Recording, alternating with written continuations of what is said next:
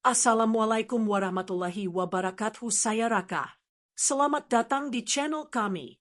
Dalam video kali ini, kita akan membahas topik yang sangat penting dan kompleks, perjuangan organisasi Papua yang berupaya untuk merdeka. Kita akan menggali lebih dalam mengenai latar belakang sejarah, penyebab konflik, serta bagaimana teori manajemen konflik dari Dr. Thomas dan Kleeman dapat diterapkan dalam konteks ini. Mari kita mulai. Papua, yang terletak di ujung timur Indonesia, memiliki sejarah panjang yang penuh dengan dinamika politik dan sosial. Pada tahun 1969, Papua bergabung dengan Indonesia melalui proses yang kontroversial yang dikenal sebagai penentuan pendapat rakyat atau PEPRA. Banyak warga Papua merasa bahwa proses ini tidak adil dan tidak mencerminkan keinginan mereka. Sejak saat itu, ketidakpuasan ini terus berkembang, dan organisasi seperti OPM, Organisasi Papua Merdeka, muncul sebagai simbol perjuangan untuk kemerdekaan. Papua kaya akan sumber daya alam, tetapi banyak warga lokal merasa bahwa mereka tidak mendapatkan manfaat dari kekayaan ini. Ketidakadilan sosial, diskriminasi, dan eksploitasi sumber daya menjadi penyebab utama ketegangan yang berkepanjangan. Dalam konteks ini, penting untuk memahami bagaimana sejarah dan konteks sosial membentuk identitas perjuangan Papua. Konflik di Papua tidak hanya bersifat politik, tetapi juga sosial dan ekonomi. Beberapa faktor penyebab konflik meliputi: 1. Ketidakadilan sosial. Banyak warga Papua merasa terpinggirkan dalam pembangunan dan pengambilan keputusan. Mereka merasa bahwa suara mereka tidak didengar oleh pemerintah pusat. 2. Eksploitasi sumber daya. Sumber daya alam Papua, seperti mineral dan hutan, dieksploitasi oleh perusahaan-perusahaan besar, seringkali tanpa melibatkan masyarakat lokal. Hal ini menyebabkan kerusakan lingkungan dan kehilangan mata pencaharian. 3. Diskriminasi budaya. Masyarakat Papua memiliki budaya dan tradisi yang kaya, tetapi seringkali diabaikan dalam kebijakan nasional. Diskriminasi ini memperburuk rasa ketidakpuasan. 4. Represi politik. Tindakan represif dari pemerintah terhadap aktivis dan organisasi yang memperjuangkan hak-hak Papua semakin memperburuk situasi.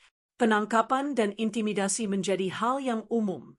Dr. Kenneth Thomas mengemukakan 5 gaya manajemen konflik, kompetisi, kolaborasi, kompromi, penghindaran, dan akomodasi.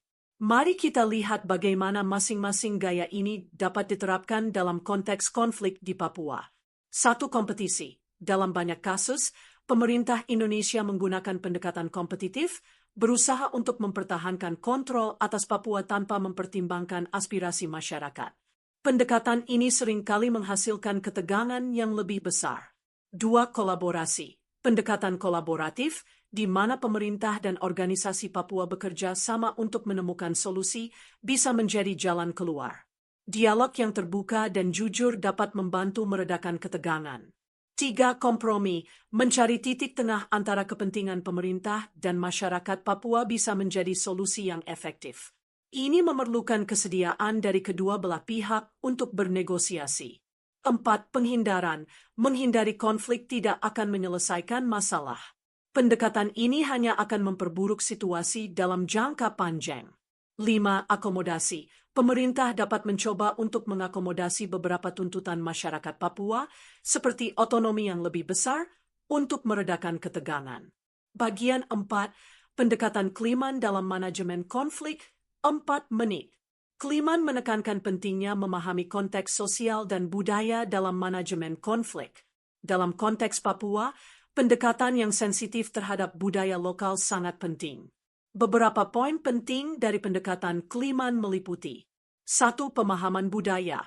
Memahami nilai-nilai dan tradisi masyarakat Papua dapat membantu dalam merancang kebijakan yang lebih inklusif. 2. Partisipasi masyarakat. Melibatkan masyarakat dalam proses pengambilan keputusan adalah kunci untuk menciptakan rasa memiliki dan kepercayaan. 3. Dialog terbuka. Membangun saluran komunikasi yang efektif antara pemerintah dan masyarakat Papua dapat membantu meredakan ketegangan dan menciptakan solusi yang saling menguntungkan. 4. Pendidikan dan kesadaran. Meningkatkan kesadaran tentang hak-hak masyarakat Papua di tingkat nasional dapat membantu mengurangi stigma dan diskriminasi. Mencari solusi untuk konflik di Papua bukanlah hal yang mudah, tetapi ada harapan untuk masa depan yang lebih baik. Beberapa langkah yang dapat diambil meliputi: 1. Dialog yang konstruktif. Pemerintah perlu membuka ruang untuk dialog yang konstruktif dengan organisasi Papua, termasuk OPM. 2. Otonomi khusus. Memberikan otonomi yang lebih besar kepada Papua dapat membantu memenuhi aspirasi masyarakat dan mengurangi ketegangan. 3. Pembangunan berkelanjutan. Mengembangkan sumber daya alam Papua dengan melibatkan masyarakat lokal dalam prosesnya dapat menciptakan manfaat yang lebih adil. 4. Pendidikan dan pemberdayaan.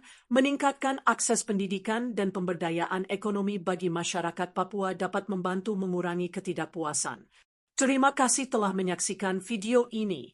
Perjuangan Papua adalah cerminan dari banyak konflik di dunia yang memerlukan perhatian dan pemahaman. Dengan pendekatan yang tepat, kita dapat berharap untuk masa depan yang lebih baik bagi Papua dan semua pihak yang terlibat. Jangan lupa beri saya nilai yang tinggi WKWKWK. Wassalamualaikum warahmatullahi wabarakatuh.